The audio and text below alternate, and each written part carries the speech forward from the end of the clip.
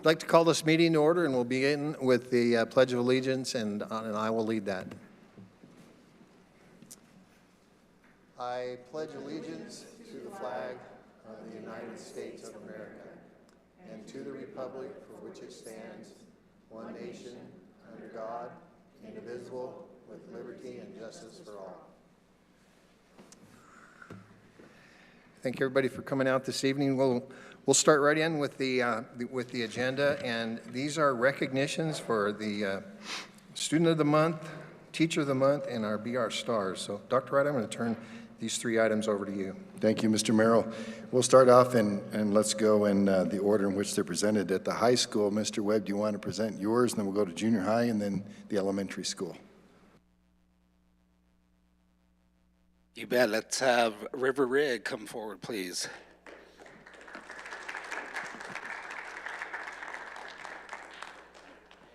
Hey, River. All right, so I want to read a little bit about River Rigg. So River has been an outstanding student and leader throughout his 4 years at the high school, making him an excellent choice for Student of the Month for April. River has been actively involved in athletics since his freshman year, excelling in both soccer and wrestling. His leadership and dedication have been evident not only in his athletic performance, but also in the way he supported and inspired his teammates, even when sidelined by injury. Whether at practice or in competition, River consistently worked hard and demonstrated his work ethic, resilience, and a positive attitude that lifted those around him. In addition to his success in athletics, River has excelled in the classroom. He has consistently challenged himself with a regular schedule of honors and AP classes, maintaining straight A's and earning 4.0 unweighted GPA all throughout high school. Although some subjects may have come more naturally to him than others, River's commitment to always giving his best effort has been unwavering. He has also been a big part of our fine arts program, singing with harmonies and participating in our drama productions. His humor, talent, and positive spirit made him a joy to be around, and we have all enjoyed watching him shine. His combination of academic excellence, athletic leadership, artistic talent, and outstanding character make us proud to recognize him, and we're excited to see the amazing things that he's going to do in the future. So congratulations, River. Thanks for letting us have you at Blue Ridge. Thank you so much. Picture time, River. I'm going to take liberty and embarrass River just a little bit. I knew River years ago, many years ago, when he was just a little baby kid.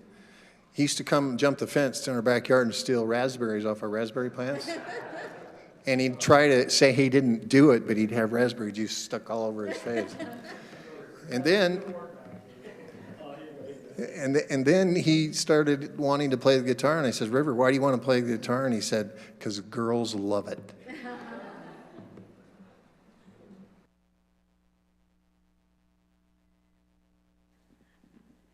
All right, I'm looking around. Is Gabriel Hummingbird? I don't see our junior high recipient here tonight. He is also a track athlete, and so my guess is he's still out on the track, running around the track. But I do want to introduce recognize Gabriel Hummingbird. He is one of our 8th grade students. He's a gifted athlete who works hard on the field, court, and track. His character is equally as impressive.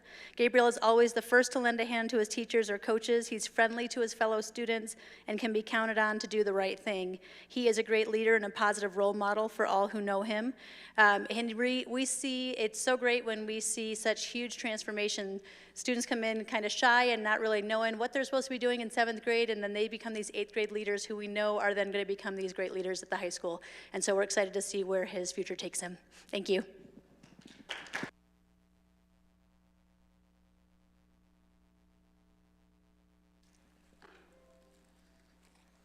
Good evening.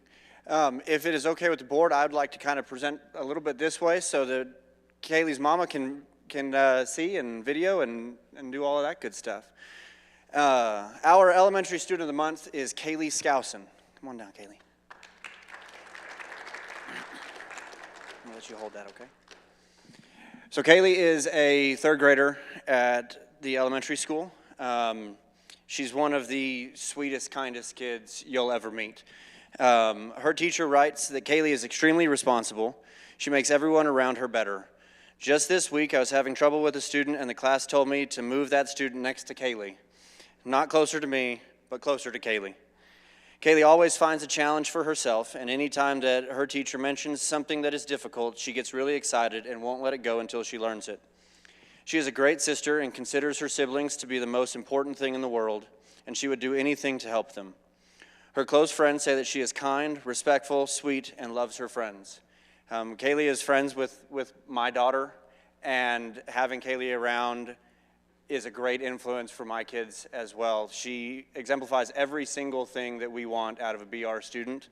And then she probably knows better than I do, but I pulled a report back in December, and Kaylee was already in the Million Words Club for Million Words Read this school year.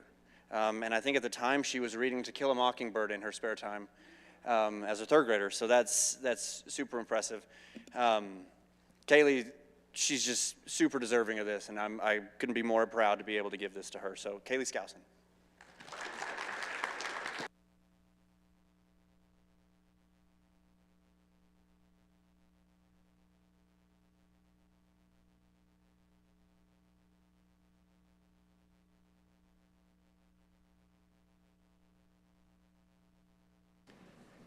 Thank you. Congratulations to all the fantastic students and to your families as well. Next, Mr. Webb, would you please present the Teacher of the Month for the high school? All right, Mrs. Reichenbacher, yes, she is here. Come on forward, please.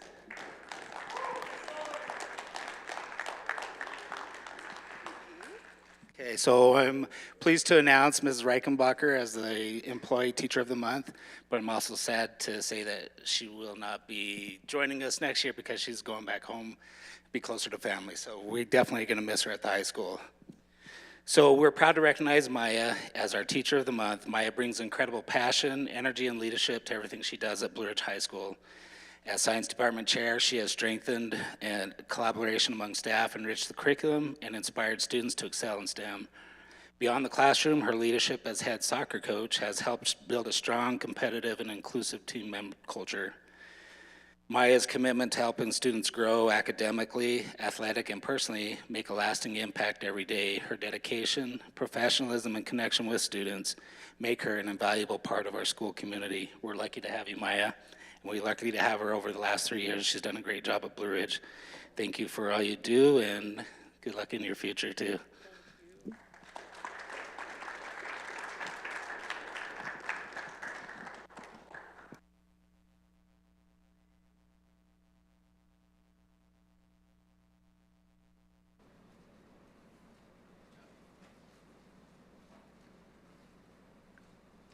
We'll miss you, Coach. Good job. Thank you. She's an outstanding teacher. I was in her class several times. She does a terrific job and quality human being. We'll miss you. Principal Hoffmeyer. I'm 0 for 2 tonight. Mrs. Rollins, Kimberly Rollins is our Teacher of the Month at the junior high. Ironically, she is actually over at the junior high working on home instruction with one of our students. And so that's why she's not able to be here tonight. This is just a testament to her, the many hours that she puts in to make sure she provides daily what our students need. Her dedication to our special education population is just unmatched. She is an incredible teacher. She's so valuable to our students and to our teachers. When we have new teachers come in, she is the mentor teacher. I say, you need to go into that classroom and you need to see what she does. Her organization, her passion for education, her patience with students, it is just unbelievable. And Blue Ridge is so lucky to have her. Thank you.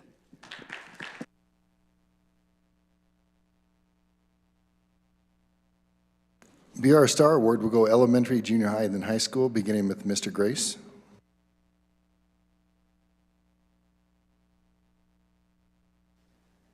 So for the BR Star, we have 2 people that work on our campus, and they were nominated together as a team. So I think one is here. So Ms. Struthers, come on up. So Ms. Struthers and Ms. Lois Good are our BR Star for the month. They are our occupational therapy and physical therapy team. So let me pull this up for what was said about them, because there's a lot of great things to say. Ms. Lois says she's sorry she can't come. She's in White River doing physical therapy. Correct. Miss Ms. Lois is in White River. She's doing physical therapy down there. She does that, what, I think two days a week? She does that 2 days a week, Blue Ridge 2 days a week, and then she takes Friday to do all the paperwork. So, and then Sarah does the elementary school and the preschool for occupational therapy. Well, and that is news to me. So she does the whole district. So anyways, the teacher that nominated them wrote, "Our service providers are some of the most amazing unsung heroes in our school. Each day, Miss Lois and Miss Sarah work wonders with all of our students that struggle with physical movement and allow these students to know that they are powerful and strong and that nothing will get in their way of their ability to learn. Each time I've had the privilege to sit in on a parent meeting with each or both of these ladies, I have been blown away by their thoroughness and professionalism. They know their students on such an intense level, and they will jump through every hoop to get each student the services that they need. Beside their professionalism, with students and parents, they are amazing coworkers. They are a joy to be around and carry such a positive attitude. They are each so deserving of praise and thanks for their care and commitment to our students."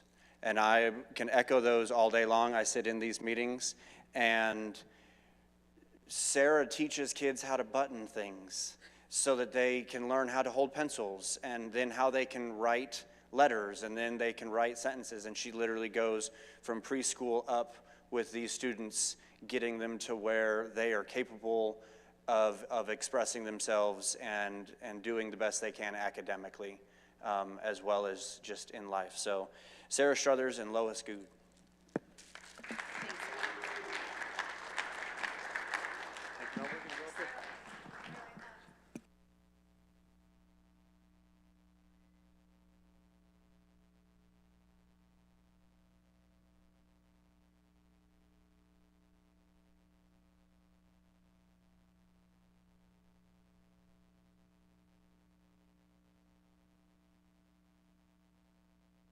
Yep. All right, Sophia. All right, so our next BR star is Sophia Federico from the district office. So I'm going to say some words about her. This is Sophia. So Sophia's contributions to Blue Ridge extend beyond the typical scope of job descriptions. While her official duties is student accounts and food service, she manages such things as Success Fund, which is an electronic payment system that we implemented so that our families and students can pay with Tap to Pay or pay with Apple Pay or Venmo or things like that. And Sophia has been instrumental in getting that up and running and doing that. That's crucial for smooth financial operations in the district. Her involvement in booking hotels and handling money for various school events showcase her dedication to ensuring the comfort and well-being of students and staff involved in extracurricular activities.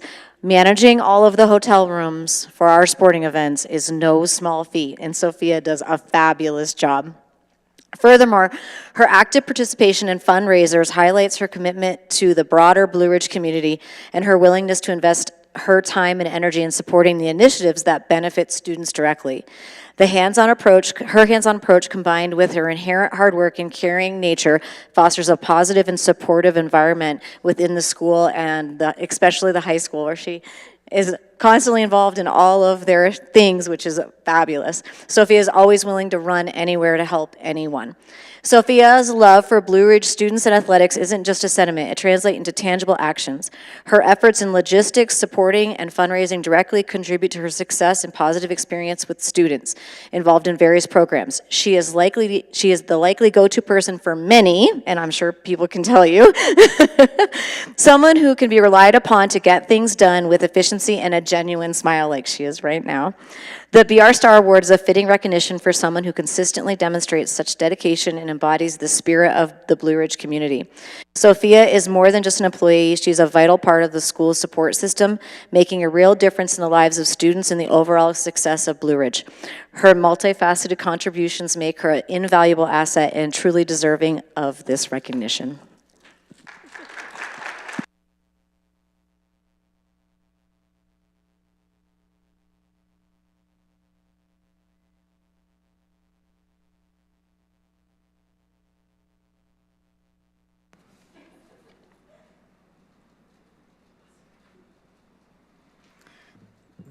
These recognitions are absolutely my favorite part of the entire board meeting. all that other stuff we just have to do. These recognitions make me proud of our school district and the people that serve here. It's an honor to be a part of this. Thank you so much. I think they all deserve another great round of applause. Thank you. The next item on the agenda is a presentation of our district spending report by Ms. Dugdale. Let me turn my mic on. Okay, so this is our district spending report. I know we have a couple new board members, so let me just kind of explain to you what this is before I start. So the Auditor General's Office every single year takes our annual financial report and they compare it to essentially all the school districts in Arizona. And so this report is representative of that. All right, so just so you know, this is just a requirement. It is an ARS statute that they do every single year. They've been monitoring it since 2001. So statewide, school district spending reports are about 13.1 million. So that's what the state invests in public education in Arizona. There's a change. It's up 519 million from the 2 years that they compared, which when you talk about such big numbers, that's really not a lot. It seems like a lot, but not. Okay, so on the top of the district spending report, which you all should have got a copy, you'll see demographic data. I just wanted to show you the state data so that you could kind of compare. Some things to look at is one of the things that's happening in Blue Ridge, you can see that for our 5-year change in student attending, we're down 20%. That's because Blue Ridge is a declining enrollment school district. And I just wanted you to see the data from the state. So state overall is 5%. I predict that that's gonna be a higher number statewide next year, or for this next time, for this school year that we're currently in, but ours will be lower because we're not declining as fast as we were, but the state is declining faster overall. And then you can just see the special ed population overall in the state of Arizona is 14%. Ours is 13%, and you can see the English language population, ours is 5%.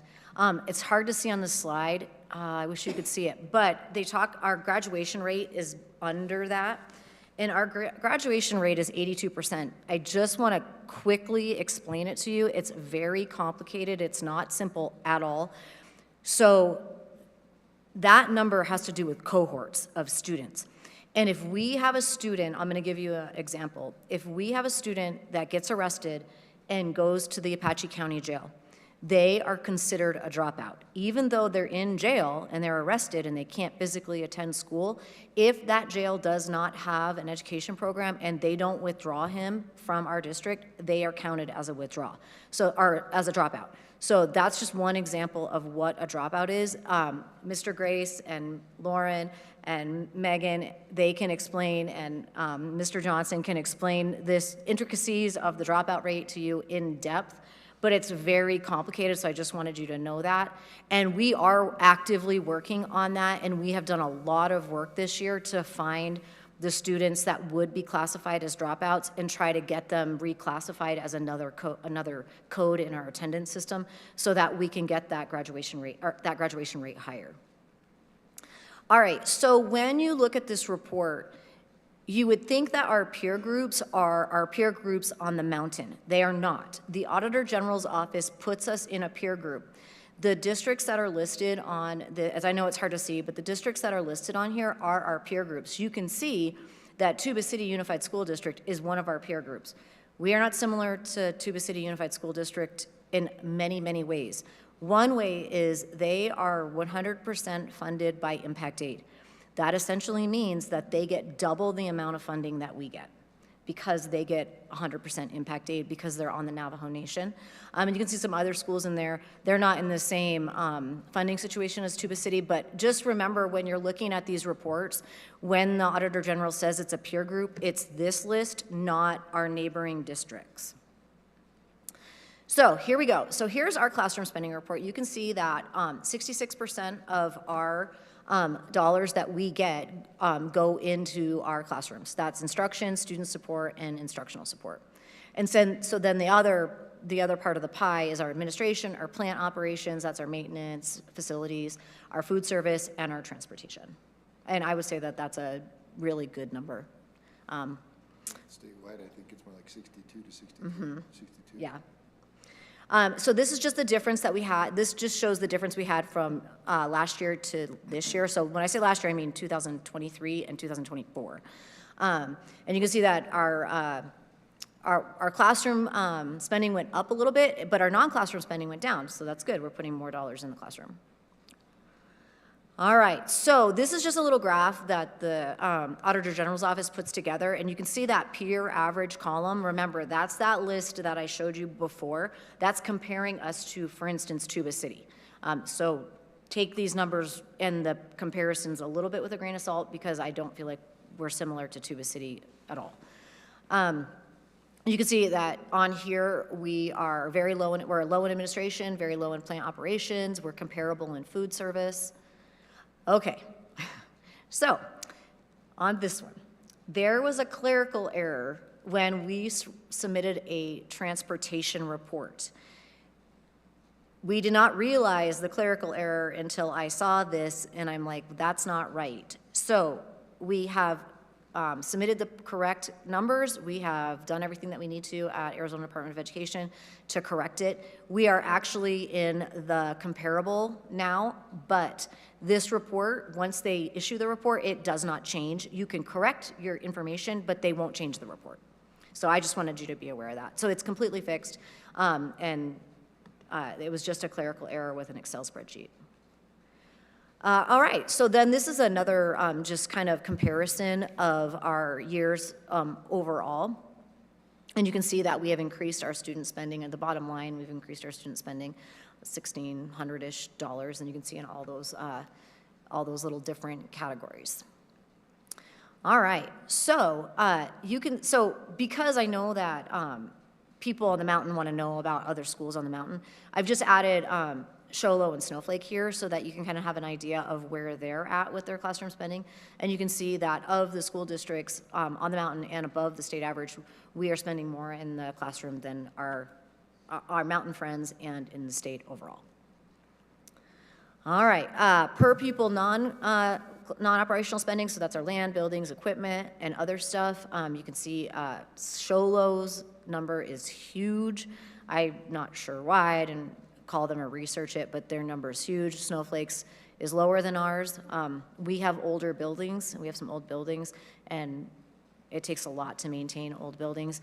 And we're constantly fighting with the school facilities board to get more money, but they don't have any money either. So we're just kind of have to do what we have to do to keep our buildings functional and working, and the roof's not leaking. Show Low had a flood and a fire in the same Yep. year, so That could accounts for possibly both it, layers. yeah. Mhm. All right, so this, when I saw this, I was like, dang it. So let me kind of put it in context. So we have something called the Chart of Accounts, and the Auditor General gives us this booklet and says, you need to code everything to these certain codes. Well, in 2024, they made a new rule and said that we needed to break out certain types of pay to teachers. For instance, if they're doing curriculum work, then we needed to code it to a different code. If they were teaching on their prep, we needed to code it to a different code. If they were doing, let's say it's something non-instructional, taking tickets, we needed to code it to a different code. If they were coaching, we needed to code it to a different code. So what's happened is this said $64,000 last year, and that's why it's down that $7,000. It's because before we were able to code everything in one group. Now we have to code everything everything separately, and they're looking at that one specific code for teacher pay. And so it's really semantics because we're still doing it. But that's just from year to year, but it's the same for everybody in the state. Correct, Yeah. yes. So everybody had this problem because everybody had to change their chart of accounts to match what the Auditor General does. They do this fairly regularly, and so then it makes it difficult to compare year to year when they make a change like that. So anyway, you can see though that our average teaching experience is 18.5. That's one of the highest averages in the state of Arizona. I'll also add that the average teacher salary is, which we wish were higher, is still $1,400 above the state average. 7, 8 years ago, we were way below the state average, so the board has worked hard to move that up.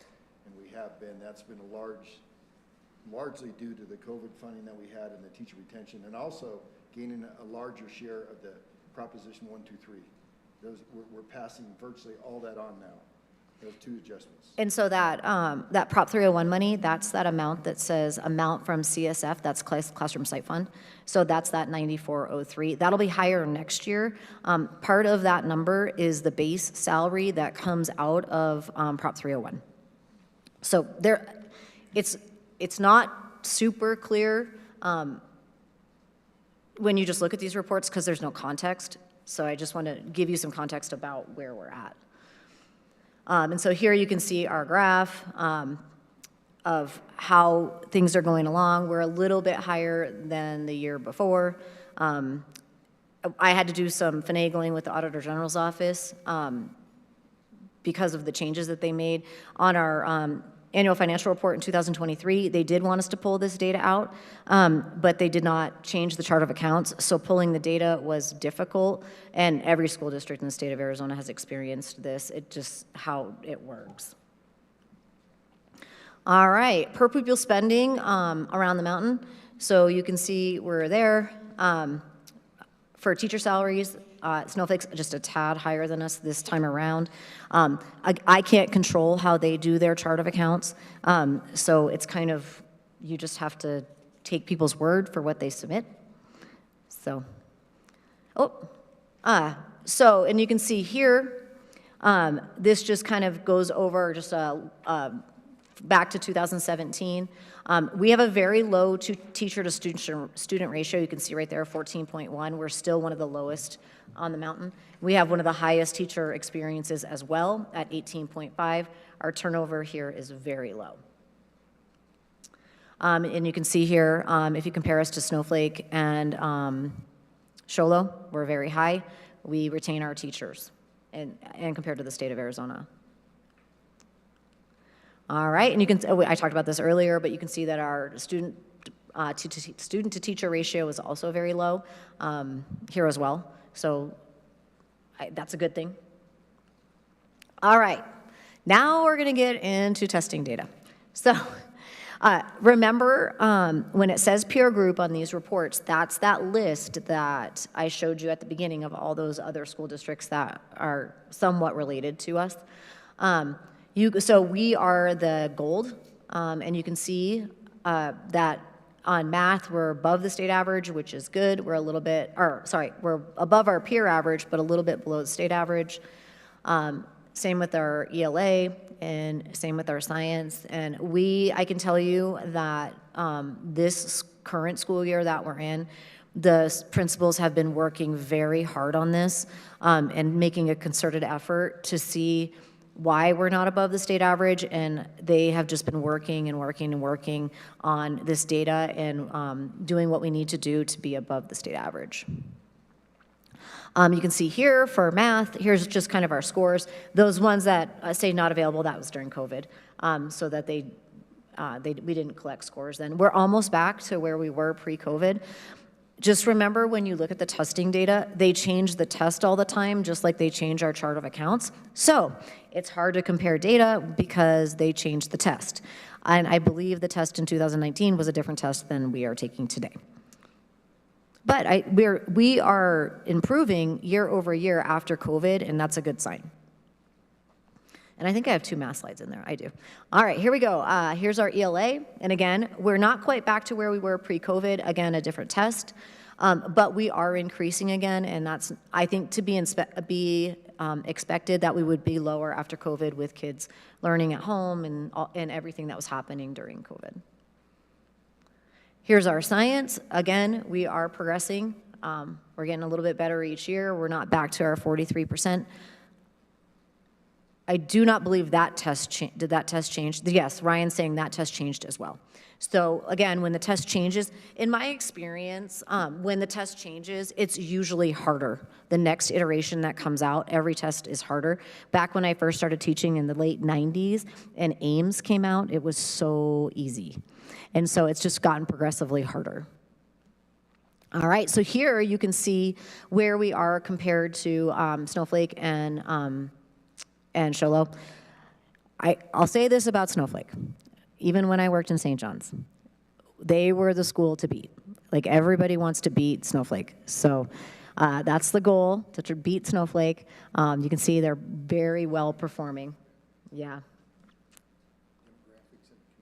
Mm-hmm. All right, are there any questions about our classroom spending report? I just have a comment. I don't know if it's really a question, but I noticed that on one of the data points about teachers in their first 3 years, that number seems very low for us. Yes. We're not attracting younger teachers to replace all of us old people that are leaving. So I just wanted to kind of throw that out there as something to consider as we go forward. If I might respond, Mr. President? Yes, it is a concern. One of the projects we've been working on is teacher housing. We're working to expand that. We're working with Allison Hepner to try to get 11 additional units next year. We've built, I think, out 6 or 7 district-wide, and the cost of living is a big barrier for teachers right out of college. We recognize that, and that's something the next administration will continue to work on too, Mr. Grinnell. When you were explaining the numbers on the schools that we're being compared with, I would imagine that the smaller the school is, the more jobs are covered by the teachers, so they go in all these other categories too. So the schools that are smaller than we are have a harder time comparing themselves too, because people have so many hats in those schools. Why do they think that this is a good thing to compare them like that? I think the legislature at some point back in the early 2001 or whatever decided to do this, and I'm not sure that they really comprehend like what they're doing. I bring Tuba City up because Tuba City has a lot of money, so those teachers probably the opposite don't have to do a lot of different jobs because they have so much money. They can hire all kinds of classified staff to do aid jobs or whatever. But if you have a school district like Alpine, who only has 53 kids, those teachers do a lot of extra jobs because they just don't have the money to fund classified positions. They are approximately the same size as us. That's why they're on that list. Yeah. But surely just to get by, they have teachers doing curriculum work, and that puts you in a different category too. Correct.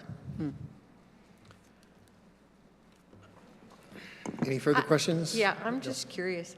Who's the poor soul that has to decide what part of what teacher's time goes to what category of money? Is that you? How fun.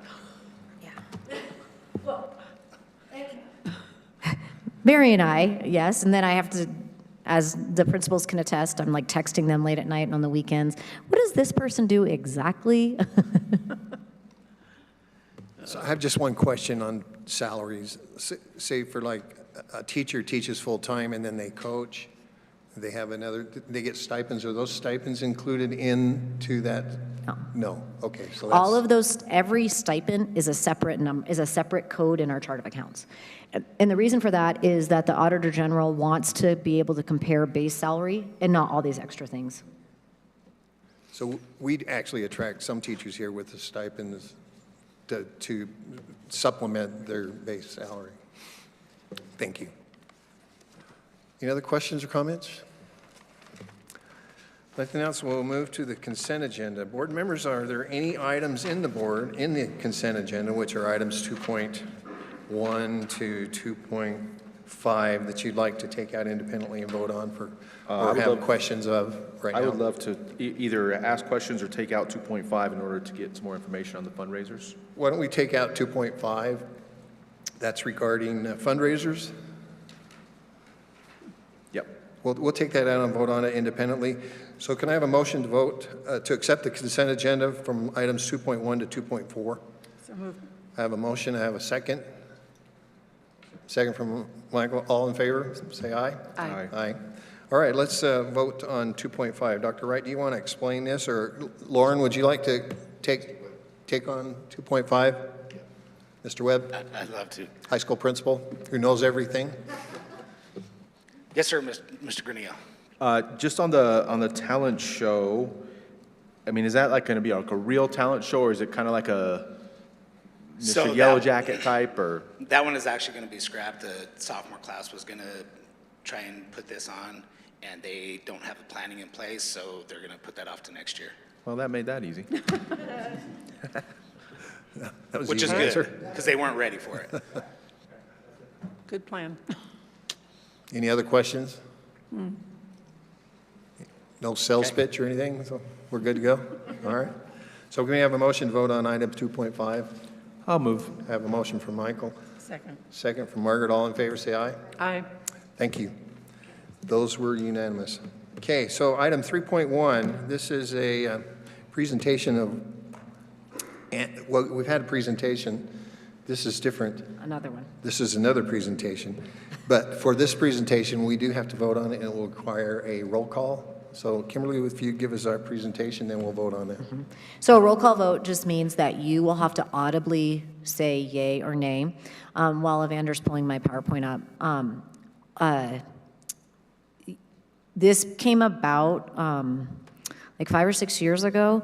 There were some discrepancy at a school in the valley about whether the board had seen the audit, and so the legislature decided that they were going to enact a law where the board would have to do a roll call vote saying they did accept the audit. So you're not approving the audit, you're just accepting it. It is what it is, whatever the auditors say, that's what it is. So I just present it to you and then you accept it or don't. Either way, the audit stands.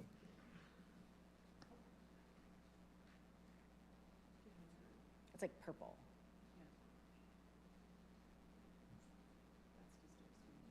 So while they're pulling it up, so you either get a modified audit or an unmodified audit. So an unmodified audit is good. So we have an unmodified audit at Blue Ridge. I just also want to thank our team, the district office team, the principals, their team. This is a concerted effort when the auditors are here to get them everything they need in a timely manner. They come out twice a year, so they come out the third week of August and then the first week of December. They try to issue our audit by December 31st. That's the goal. But legally, they have to have the audit issued by March 31st. We got it. It was issued and everything was fine. Some of the things that they use our audit for is our federal funds, so that's our title money, our IDEA Basic, all of those things. We also use it for our bond rating. So when you go out for a bond, one of the things that the bond company looks for is our audit and how well we did on our audit. And so that it can help you get a better audit rating, which means you get a better interest rate on your audit. So this year, our audit's great. Last year, we had a material finding that was an issue with reconciling with the Navajo County School Superintendent's Office. That has been rectified, so that material audit finding was removed, which is fabulous. So now we have no material audit findings. That means that if you choose to go out for a bond, our bond rating will be higher, which is fabulous. The other types of findings that we have are USFR findings, and that is essentially a checklist of about 180 questions. The auditors literally just go down the list of questions, and it's either a yes or a no. There are no partials, there are no anything. So let's say they want to get a sample of our purchase orders, and they want to check them to see if they were issued after we purchased something. If one of them, out of like, let's say the 10 or the 20, if one of them was issued after we purchased something, then we get a no. So there's no like leeway at all. So one wrong and you essentially fail. So we did really good on that. We decreased our USFR findings last year compared to the year before, which is what you want. You're probably never gonna get a perfect audit, just an FYI, because the way that it kind of works is that they kind of just keep going until they find something. So the two biggest places where we have audit findings, and this is really traditional at most schools, is in student attendance. And the reason why student attendance has so many audit findings is because there's so many moving parts in student attendance, and there's so many rules and laws in student attendance. And like I explained just a few seconds ago, it's either yes or no. Either they're all perfect, or if you got one wrong, then it's a no. And so things like if the withdrawal date on the piece of paper for the student withdrawing does not match the date in the computer, then that is a no. It doesn't really affect anything, but that's just the rule, so that's the rule. The other place that we have, that people have audit findings, a lot of audit findings is general fixed assets, and that's all of our items that are over $5,000. So every item, this dais has to have a tag. And if the auditors go around and they say, oh, I want to see the tag for this, and there's no tag on it, it's a no. So everything has to be tagged, and the tag that's on the item has to match what is in our financial software. If the tag on the item does not match what's in the financial software, it's a no.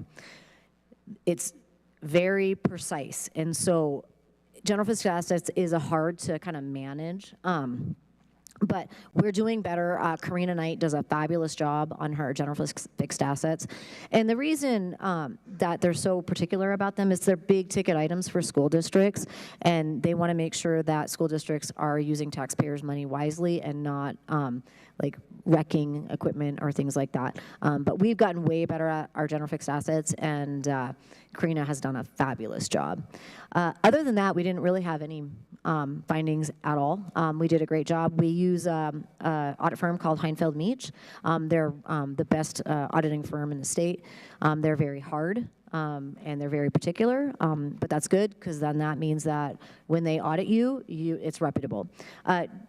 Not about our FY24 audit, I just want to bring to your attention, every 5 years we have to go out for RFP for an audit firm. I've issued that RFP. The audit firms will be submitting them to us, and then they're due on April 28th, and then we'll pick an audit firm on the 28th. That cost for our audit is actually reimbursed by the state. Oh, here's my PowerPoint. So it's not a lot of purchases in school finance are just based on cost, but the audit is an exception. It's not based just on cost, it's based on auditing reputation, it's based on a bunch of different things. So I don't know, but we've been with Heinfeld Meach for a very long time, and that's part of the criteria. So just continuity with your auditing firm. So we can select that same firm again, is that? Correct, yeah, as long as they score on the rubric, but yeah. Let's see, I think I probably talked through all this. So I didn't talk through this part. We have essentially 3 audits. So we have a financial audit where they're just auditing our books and whatever. A single audit, that's on all our federal programs. So that's all of our Title I, our IDEA Basic, our Impact Aid, our ESSER, all of that. And then we have a USFR audit. That's our 180 questions, and we just have to, it's either yes or no. Great news, our audit was unmodified. So it doesn't mean we're perfect, it just means that we're pretty good. And then this year, they specifically audited Title I and ESSER. They audited just the remaining amount of ESSER money that we had, which wasn't significant. And Title I is a pretty big audit. There's all kinds of things that have to be done for Title I that are not just monetary, that are also programmatic, and the principals are shaking their head because we're going through a ADE Title I audit right now. All right, our USFR findings dropped from 16 to 14 this year, so that's great. Remember, that's just a yes or no. Either it's right or it's not. And that's 16 out of 14, or 16 and 14 is very low since there's 180 questions. All right, are there any questions about the audit?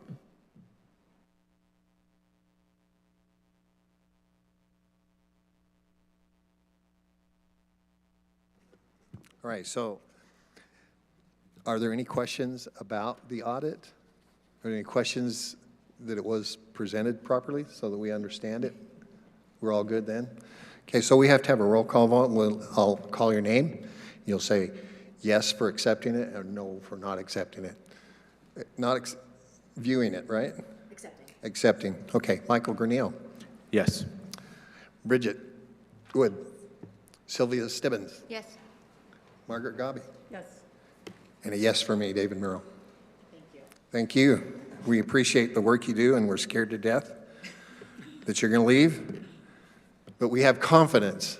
We have confidence in the new hire. And I'll help her. Okay, next item on the agenda is item 3.2, and that's a recommendation to approve the early graduation for 3 high school students. Mr. Webb, we don't have to have their names. I think we already have those, but have they met all the criteria? I do have 2 of the young men. Where did I figure, oh, here he is, right here in front. If you had questions for James or Spencer, they would be happy to answer because they both like speaking in public, and they'll probably sing a song or 2 if you ask. If you have any questions for them, the other one, as it stated in there, just trying to catch up with her peer group, cohort group. She moved up here and is able to get back on track when she's supposed to graduate. Their peers. Yeah, any questions with these 2 young men? Why, yeah, why? Why would you want to leave this great experience so early? So I know the staff that would have them next year are sad just because they're the kind of students that everyone loves having them in the classroom, part of the programs, but they do have worthy reasons for why they're wanting to graduate early, and I support them in their reasons, and I know that they're going to do very well in their future plans. Yeah, great students. Yeah. Great young men there. So, any questions or comments anybody would like to make? Does anybody want to call these young men up and grill them? Why? You know? Looks like you're off the hook. I don't have any questions. It was tempting, but. All right, so. Here all this time. What's that? They sat here all this time. They sat here the whole time. For this to work, you have to stay to the end of the meeting. Or it doesn't get signed. And then you have to hug your mom and your dad. I'm just kidding.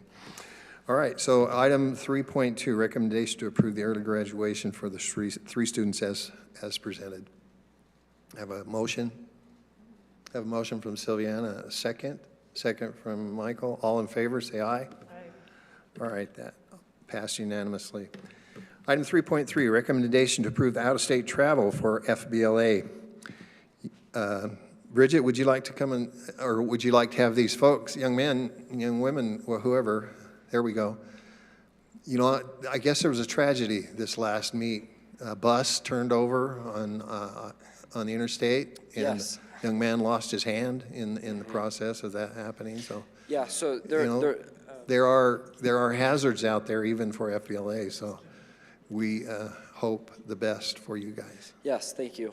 Yeah, so it was a bus from Kingman, and they had driven 5 hours and were 20 minutes away from Tucson, and then an impaired driver hit their bus and they crashed into the median. Thankfully, there were no fatalities, but 1 teacher and 3 students were hospitalized. So our chapters, we're planning on, sending a card over to Kingman just to support them. And yeah, it was super sad what happened, but we're grateful that no one was killed. For this, we had a super successful trip to our state competition in Tucson. 2 freshmen, Audrey Woods and Cooper Flake, both made it to the final round, which is super impressive considering that they're freshmen. And we competed against 2,300 other students in the state at this competition. And then we had 3 fourth-place finishes.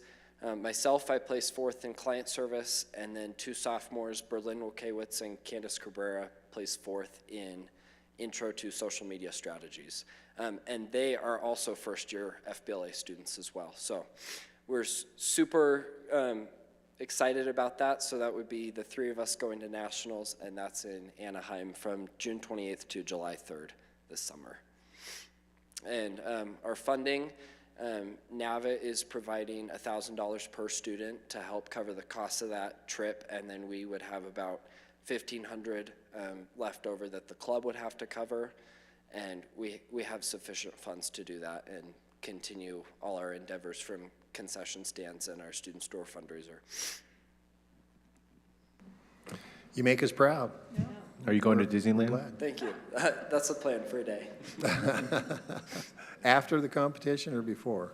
Right in the middle. In the middle of the competition. Several days, we have a few days to compete and stuff. There you so, go. Yeah. Any other questions?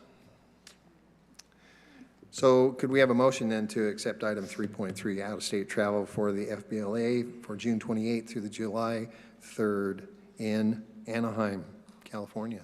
So moved. Have a motion by Margaret, a second from Sylviane. All in favor, say aye. Aye. Aye, that also is unanimous. You need to come back in the fall and tell us all about that trip.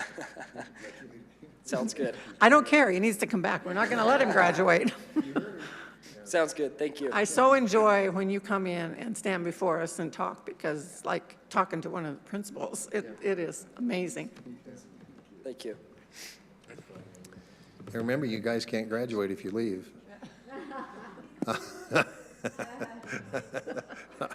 I'm okay. You can leave. You can leave. All right. Okay, item 3.4. Dr. Wright, would you like to talk to this? Yes, just before the board considers these contracts for approval, I wanted to note that Mrs. Butler is here. Kyla, could you stand, please, real quick? She's our new elementary school principal, Dr. Chris Johnson.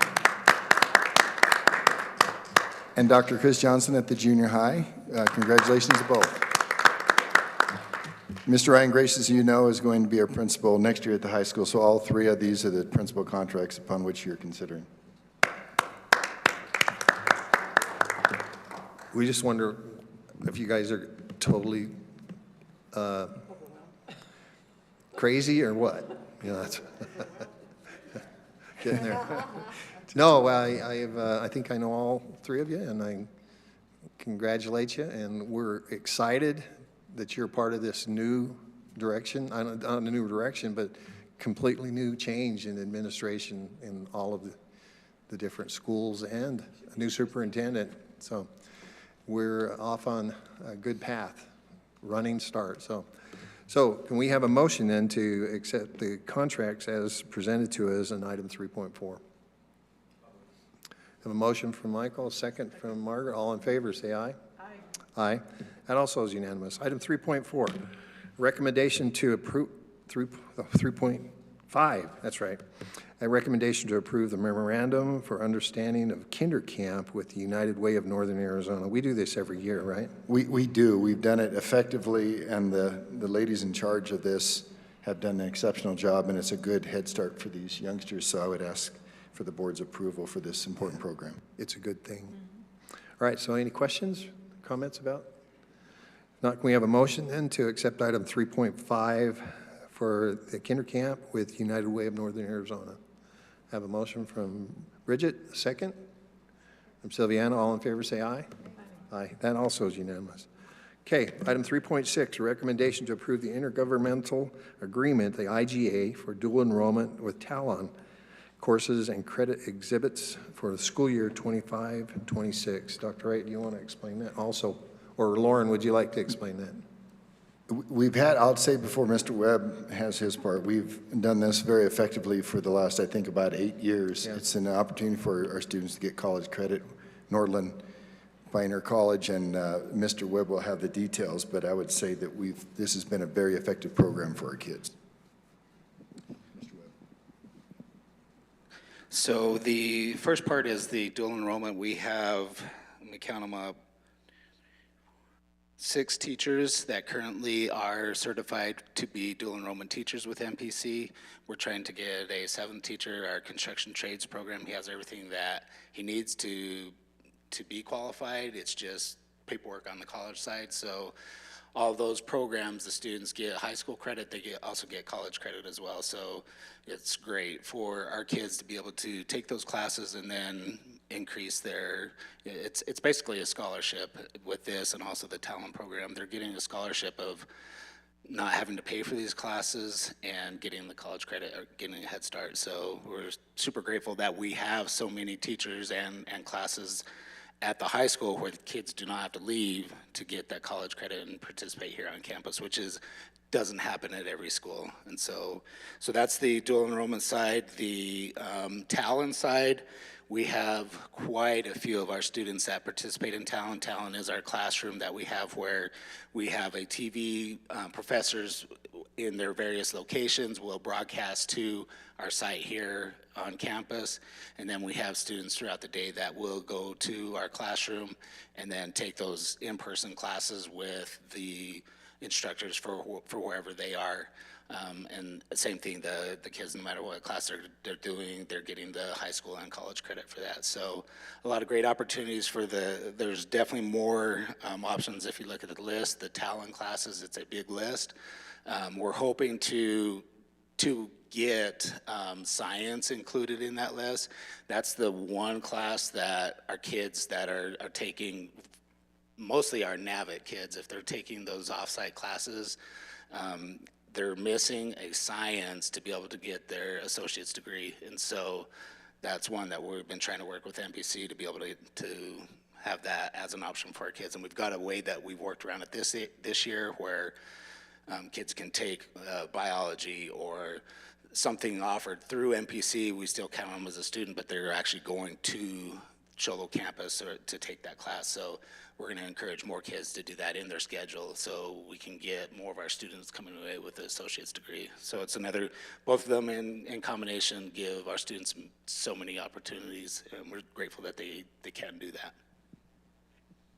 Any questions on either one?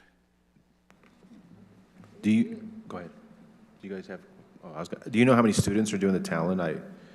Is it been increasing every year or staying the same? It's probably pretty level. Yeah. I don't know offhand. I would think, would say maybe probably 80 kids that are taking at least one talent class or dual. It's actually dual enrollment's going to be higher because, you know, the pre-calculus, calculus, right, cabinet making. Well, but talent classes, there's probably around 80 or so. For whatever it's worth, I like the idea of kids going to the Sholo campus and if they can sit in on the class rather than I just know from experience that talent class has been a little tough sometimes. In the math. I don't know about the other ones, but. For sure. Thank you. Thank you, Lauren. Thank you. Thank you, Michael. So we have a motion then to accept item 3.6, which is the IGA with for dual enrollment and talent courses for the year 25 and 26. So a motion from Michael, a second from Sylviana. All in favor, say aye. Aye. Aye. All right, next item on the agenda is 3.7. This is a superintendent's report. Dr. Wright would like to hear. Thank you. I think the most important, and I don't want to cover anything else because of the magnitude of this adjustment, it was recently brought to my attention that we have a conflict between the graduation date on Friday and the state track meet. And so essentially our kids are placed in an impossible position. Either you decide to compete in the track meet or participate in graduation. To me, it's not fair. Adults make changes. For as long as I've been here, the state track meet was always a week later. Our schedule has been in place for 2 years, but I failed to recognize the change, and so I take that responsibility. But I'm not prepared to ask any of our athletes, even if it's only one or two, to say, well, you have to make a choice to either compete or graduate with your peers. So I'm going to move graduation, and it will come with some frustration. I assure you, I'll get phone calls to Thursday rather than Friday. I believe that date is May 15. We will do our best to immediately get a communication out from my office, social media, text messages, the marquee, announcements to the kids, recognizing fully this will cause frustration. However, my view, even if it were only one student, I would not be able to explain to that parent why their child couldn't either compete or participate in. So I'm just giving the board that information. I'd be glad to discuss it. Actually, I can't discuss it because it's not on the agenda, but I'm glad to see if you want to come individually. I'd be glad to provide more perspective. Will that change that? No, nothing else changes but graduation. School will still be out on that day. What it does is create an incredible amount of work for Mr. Webb and Mrs. Penrod and their staff members. It creates a bunch of work for them. And I don't take that lightly. Again, I think it's a classic dilemma, two bad choices, but if we're putting kids first, I think we put kids first. And that's really my report, Mr. President. All right, any other questions that you might have of the superintendent? We probably need to work something out a little bit. We were going to have a open meeting on teacher retention on the 22nd. The new superintendent, John, can't be here, so we need to push that down the road a little bit some other time. maybe we'll get him to set the date at his convenience, and then we'll try to meet with that. Since it's an open meeting, the public will be invited, so, and we want to make sure the public gets an opportunity to say something, so we won't push that item any further until we hear from Jonathan. Okay, next item on the agenda is call to the public. If there's anyone here that would like to address the board, we invite you to do that now. Invite you to just use 3 minutes or so and not yield your time to anybody else. And I don't see anybody that would really like to do call to the public here right now, so everybody's shaking their heads.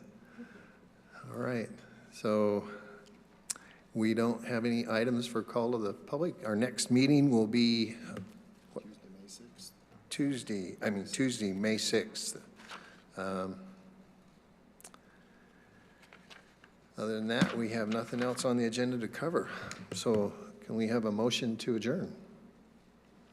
A motion from Michael, second? From Sylviana, all in favor of adjournment? Say aye. All right, we are officially adjourned. Thank you.